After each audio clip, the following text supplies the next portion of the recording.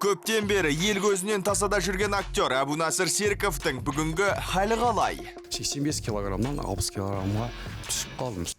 Осы және өзге де шоу-бизнес жаңалықтарын дәл қазір талқылаймыз. Сіздермен бірге мен Нұрсұлтан Есжан. Біз бастаймыз.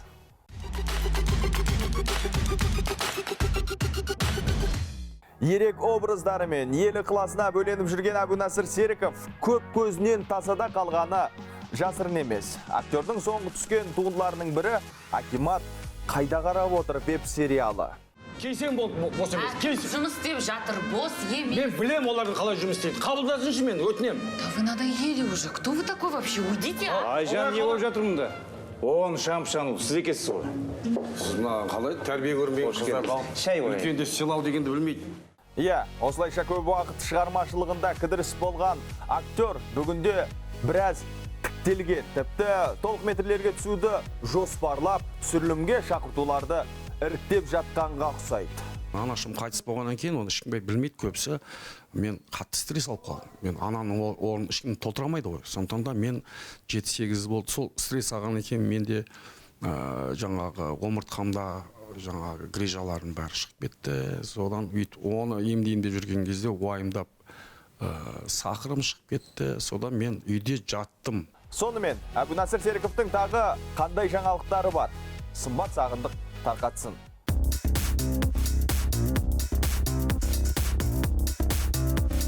Сырқат тәнімде емес, жанымды жықты деген актер әлі күнге дейін ем қабылдап жүр екен. Анасының қазасынан кейін тіпті іштей қалың күйзеліске де тап болған. Даже тамақта шықмай. Мынандай кішкентай пиалада тамақты да 85 килограммнан 60 килограммға түсіп қалдым. Қазір енді сол 60 килограммнан кішкентай бір 12 килограмм қосып, енді. 1,5 ай үйде ауырып жатып қалған Серіков кейіннен ел-елді аралап емші іздеп кетіпті. Себебі созылмалы аурулары сыр беріп, заманауи медицина қауқар білдіре алмаған. Мен ол уақытта районда бүкіл Қазақстанды батыстан бастап шығыс, оңтүстіктен северге дейін аралап шықтым. Оның бәрін көбісі білмейді. Қай жерде емші бар десе де, уколында, системасында, Қытайдық еміне де, сынықшыларға да. Десе де бүгінде еңсесін тіктеген актер толық метрлерге образ дайындауға кірісіп жатыр екен. Жақында тарихи туынды мен тағы бір комедияға кірсеміз, Серіковті танымай қаласыздар дейді. 20 шақты, 30 шақты предложение болды маған киноға. Мен оған шамам болмады. Денсаулық болмаса мен қалай киноға түсемін? Сондықтан да маған қазір керемет сериал емес, көбінесе мен полный метр дейді ғой, кәдімгі көркем фильмдерге мен уже сөйлесіп қойып отырмын. Иә, әбеке түсірілім жақында басталатын толық метрдегі образдарын құпияда ұстап қалғысы келді. Бірақ актер бұл жолы бәрі өзгеше болатынын да айтып қалды. Нұржан аға, мен сізге партия шайық депутат болайық деген ұсыныспен келдім. Депутат? Отандасымыз Мәриям Думан Түркияда осы музыкалық жобасында топ жарды. Негізгі қалауым әншілік болғандықтан, сахна төрінде ән шырқау болғандықтан, осы Түркия жобасына арнайы келдім. Нью-Йоркте көрермен көптен күткен соңғы дуэль фильмінің премьерасы өтті. Тұсаукесерде қол ұстасқан Бен Аффлек пен Дженнифер Лопес еріксіз жұрт назарын өзіне аударды. Джей Ло шараға сүйіктісі Бенді қолдауға келген.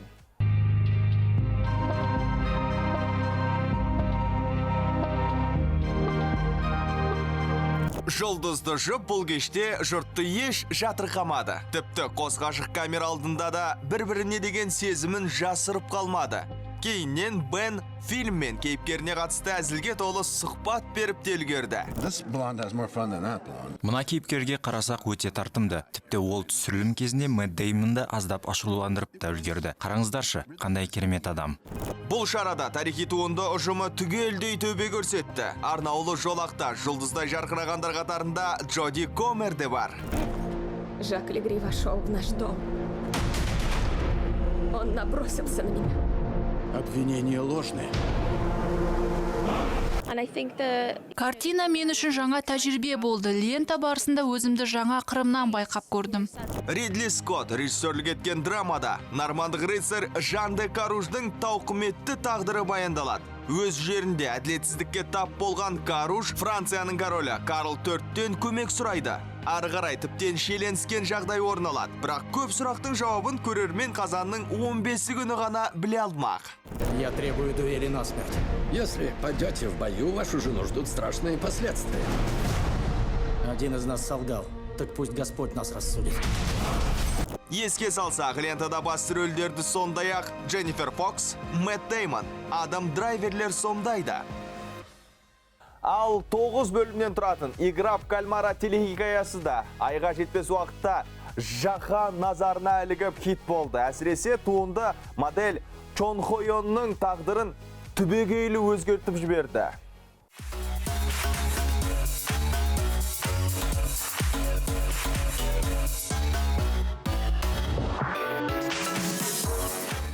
Чон сериал Netflix платформасынан көрерменге жол тартқаннан кейін Инстаграмда бір аптада 20 миллионға тарта оқырман жинап үлгерген. Бұл актриса төбе көрсеткен тұңғыш лента. Тіпті осы уақыт ішінде корейлік сұлумен Louis Vuitton компаниясы келісімшартқа отырып, оны өздерінің жаңа амбассадоры етіп жариялаған екен.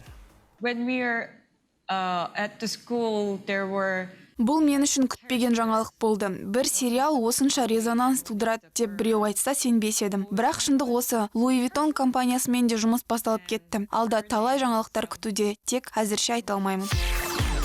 Қазақстандық әнші Мариам Думан OSS Түркия жобасының бірінші кезеңінен сүрінбей өтті. Музыкалық сайыста Мариамға Әділғазы мүшелері түгелдей дауыс берген.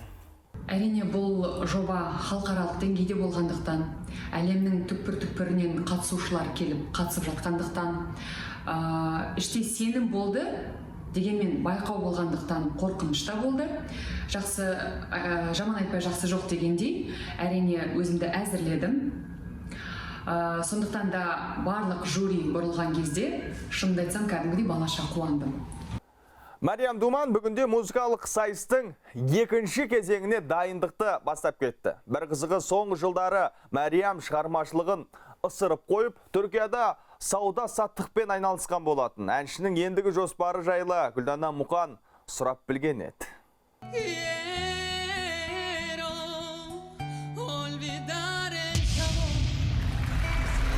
Мариам Думан Суперстар KZ, X-Factor және Қазақстан дауысы сынды талай музыкалық сайыстарға қатысып бағын сынаған еді. Дегенмен әншілік мансабынан нүкте қойып, өзін өзге салада көрмек болады. Енді араға 13 жыл салып, Мариам сахнаға қайта оралып отыр. Суперстар KZ жобасынан кейін 12-13 жыл бойы әншілік өнерімде үзіліс болды. Соған қарамастан мен жүргізуші ретінде, актриса ретінде жұмыс істедім. Дегенмен негізгі қалауым әншілік болғандықтан, сахна төрінде ән шырқау болғандықтан, OSS Türkiye жобасына арнайы келдім. Hoş geldin. size çok teşekkür ederim. Biz teşekkür ederim. Tebrik ederim. Başarılar diliyorum. Çok güzel şeyler yapacağız birlikte. Музыкалық жобада Мариам танымал түрік әншісі әрі актері Мурат Бозға таңдау түсіріп, келесі кезеңдерде соның командасында өнер көрсетеді. Мурат Боз Түркия елінде өте танымал әншілердің бірі, ол біріншіден.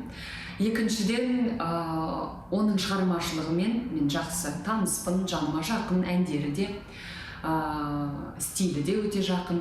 Үшіншіден, тәлімгер ретінде Мурат Боз мені OSS Türkiye жобасының сахнасында әнші ретінде ашуыма өз үлесін қосады деген үміттемін. Әнші осыдан бір жыл бұрын Түркияға қоныс аударып, шығармашылығын шет елде шыңдамақ болған екен. Мариам Стамбулдан нәпақа табудың жолдарын да қарастырып қойған. Ол қазіргі таңда туристерге байыр ретінде қызмет көрсетеді. Осы бір жылдың ішінде әрине OSS Türkiye жобасына дайындалып, сонымен қатар байырлық кәсіп қазіргі таңда сұранысқа ие, өте актуалды кәсіптердің бірі, сондықтан да одан бас тартпадым әрине. Мариамды қазақстандық көрермен актриса ретінде де жақсы таниды. Талай отандық туындыларда бой көрсеткен ол енді шетелде актрисалық қабілетін сынап көрмек. Қазіргі таңда Мариам түрік сериалдарының кастингіне қатысып жүр. Қазақстанда отандық сериалдарда актриса ретінде өзімді көрсете білдім, тәжірибе мол деп ойлаймын. Сондықтан да егер Түркия елінде кино саласынан маған ұсыныстар түсіп жатса, мен кейде қарсы болмаймын. Бүгінде Түркия дауысы жобасына қызу дайындықты бастап кеткен Мариам әзірге Стамбулда қалатынын айтты. Түркия елінен жалынды сәлем жолдаушы отандастарыңыз Марьям Думан.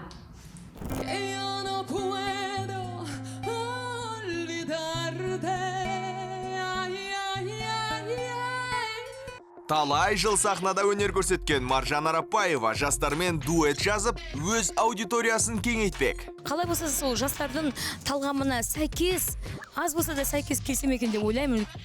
Осы және өзге де жаңалықтар жайлы жарнамадан соң білесіздер, арнадан алыстамаңыздар. Біз жарнамадан оралдық, дәл қазір ревью бағдарламасынан көретіндеріңіз. Талай жыл сахнада өнер көрсеткен Маржан Арапбаева жастармен дуэт жазып, өз аудиториясын кеңейтпек. Қалай болса сол жастардың талғамына сәйкес, аз болса да сәйкес келсем екен деп ойлаймын. Талай жыл сахнада өнер көрсеткен Маржан Арапбаева жастардың арасында да танылсам дейді. Ол үшін әнші Рус Мэнди атты жас музыкантпен дуэт жазып, жаңа тректің тұсауын Мәскеуде кескен еді.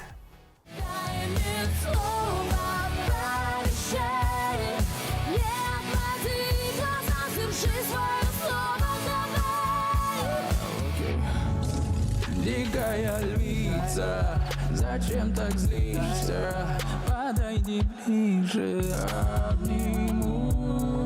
Бұл айтқанда бұл әннің презентациясы, алғаш орындалған сахнасы ол Мәскеу қаласы болды.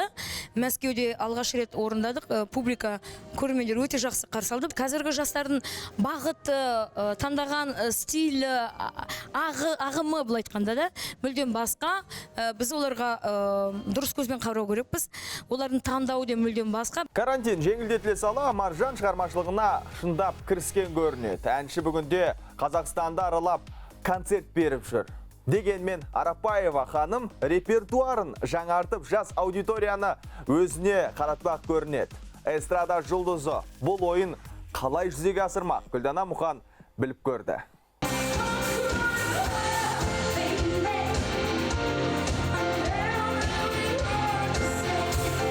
Ауқымды жобалар, сұхбаттар мен гастрольдік сапарлар. Бүгінгі таңда Маржан Арапбаеваның жұмысы тығыз кестеге түзелген. Шығармашылық адамы үшін бұл қалыпты жағдай дейді әнші. Қаншалықты шаршап тұрсақ та білдіртпеу керекпіз. График өте тығыз. 2 күн бойы жүгірудеміз осы жанды дауыста.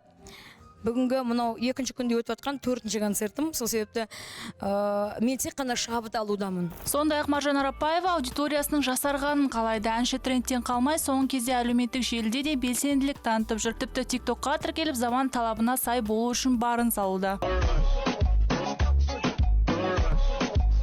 Барлығы қазір енді соған көшіп жатыр ғой. Тіпті мынау Instagram деген кішкене просмотр дейміз ғой, кішкене азайып, TikTok деген бұл айтқанда үлкен обороттар жинауда. Сол себепті енді ол да бір заманға сай, жастардың жақсы қарайтын бір дүниесі ғой. Талай жыл сахна төрінде жүрген эстрада жұлдызының адал тыңдармандарына дайындаған тосын сыйы да бар. Маржан ханым жақында су жаңа EP альбом жарыққа шығармақ. Менің жаңа әндерім осы жақындарда шығуда. Ол әннің бірі «Чемпион» деп аталады. Чемпион көбісі айтады, спорт жайлы ма? Мен айтамын, жоқ.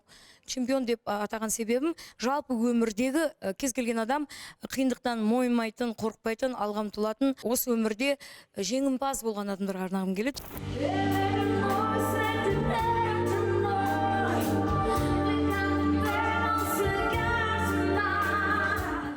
Шоу-бизнесте Baby Boom. Танымал блогер, актриса Айым Сейтметованың аяғы ауыр екені рас па?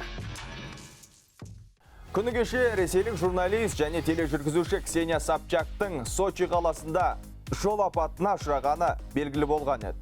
Адлерден Красная Полянаға дейінгі жолда медиатулға отырған Mercedes такси көлігі мен Volkswagen соқтығысқан. Оқиға орнында қаза тапқан да бар көрінеді.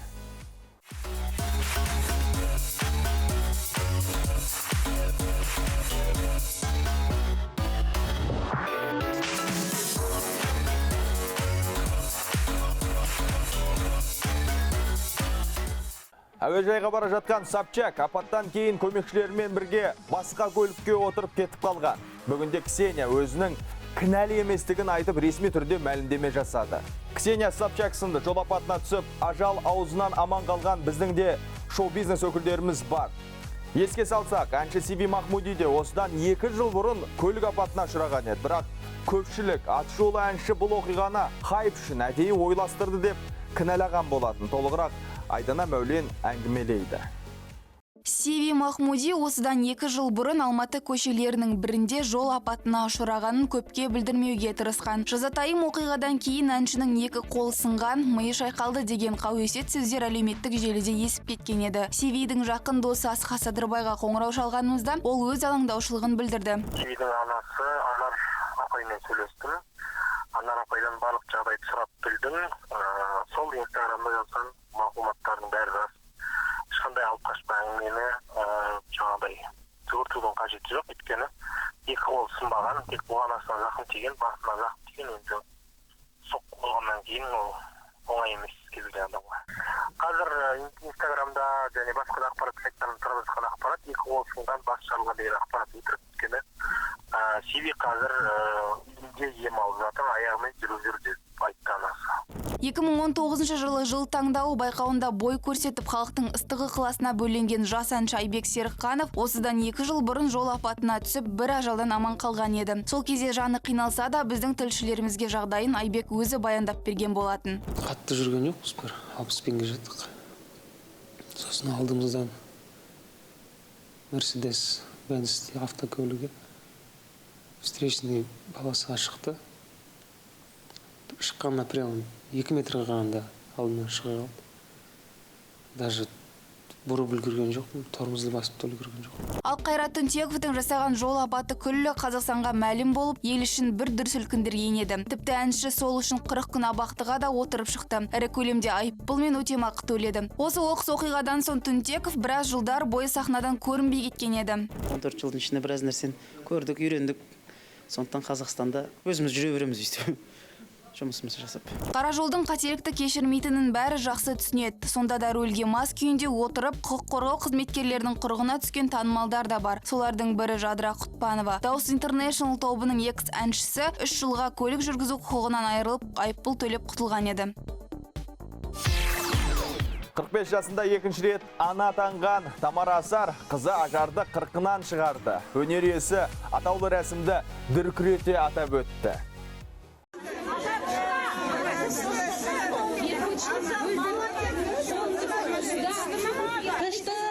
Әншінің қуанышына ет жақындарынан бөлек шоу-бизнестің ығайы мен сығайы түгелдей жиналған. Құрғыл емес, ән шашумен келгендер қатарында Мақпал Жүнісова, Алтынай Жорабаева, Жеңіс Ысқақова сынды әртістер де болды.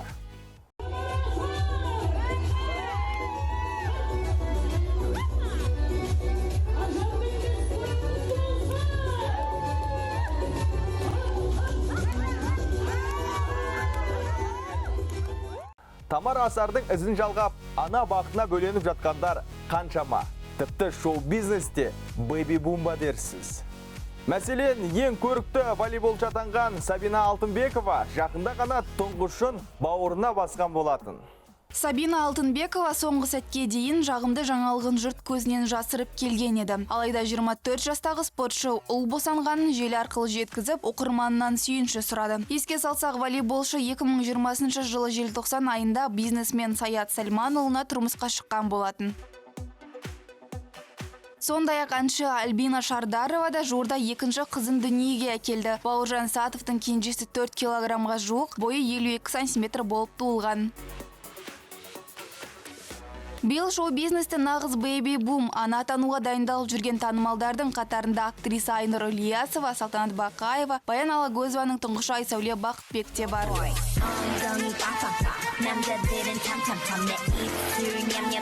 Айым Сейдметованың оқырманы да актрисаның аяғы ауыр деп болжам жасауда. Ол жүктілігін жасыру үшін соңғы кезде тек кең киімдерге таңдау түсіреді дейді фолловерлері. Айымның өзі болса әзірге бұл жаңалықты растамады, жоққа да шығармады.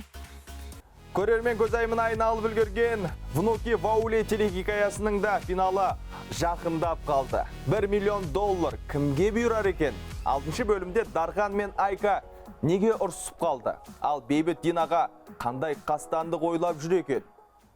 Давным-давно люди видели призрака в гостевом доме. Призрактарым барып тұрған. Далбаса. Вот, қап-қара болған алаяқ. Сможешь ее поймать? Да без проблем. Айка мен Сәкен қай істеріне өкінуде? Бұл бөлімде қандай құпияның беті ашылмақ? Дәл қазір ревью бағдарламасынан кейін көріңіздер. Осымен бағдарламамыз аяқталды. Келесі эфирде жүздескенше.